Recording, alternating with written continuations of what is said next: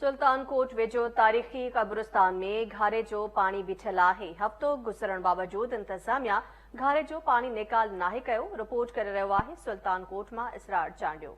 नाज़रीन, सुल्तानकोट भरिसां ॻोठ चोॾियो सदायो जे क़दीमी क़ब्रिस्तान सैयद अशरफ शाह बुखारी में जेको वाह नओं वाह उन मां घारो लॻो। घारो लॻण जे सूरत में जेके क़ब्रिस्तान में पाणी दाख़िल थियो ऐं क़बरूं मुसमार थियूं, जंहिंखे हफ़्तो गुज़रण बावजूद हिन क़ब्रिस्तान मां पाणी निकाल न करायो आहे। असल में हीअ असांजी वॾी बदकिस्मती आहे जो असां अबरनाडन खां वठी पाकिस्तान पीपल्स पार्टी नुमाइंदनि खे वोट कयो आहे, उनजी सज़ा पई मिले। हे जहिड़े हिन जहान में त असां ख़ुशि न आहियूं, पर मरण खां पोइ बि असांखे वॾियूं तकलीफ़ आहिनि।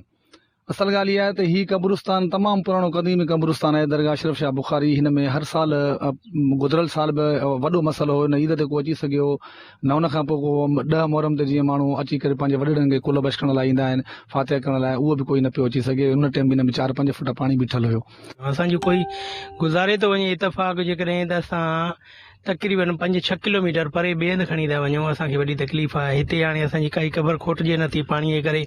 ऐं ख़ासि करे असां ईदुनि ते या मुहर्रम शरीफ़ में पंहिंजे वॾड़नि ॾे अची बि नथा सघूं, अंदरि अची कुल बि नथा पढ़ी सघूं। ॿाहिरियों क़ब्रिस्तान जे जेकॾहिं 4 कुल पढ़ी हलिया था वञूं, तक़रीबन नथा अचूं। असां हफ़्तो खनि थी वियो आहे तक़रीबन त इहो घारो लॻो आहे।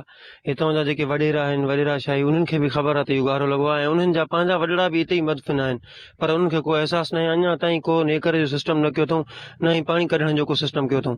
हाणे जेके हिते क़बरूं मुसमार थियल आहिनि, जेके ईंदा दुआ घुरण, उन्हनि जा मिट माइट, उन्हनि खे कहिड़ी ख़बर त मुंहिंजे बाबे जी क़बर आहे, मुंहिंजी अमर जी क़बर आहे या मुंहिंजी भेण जी क़बर। कैमरामैन अब्दुल गफ़ार सदायो सां गॾु इसरार अली चांडियो, KTN न्यूज़, सुल्तानकोट।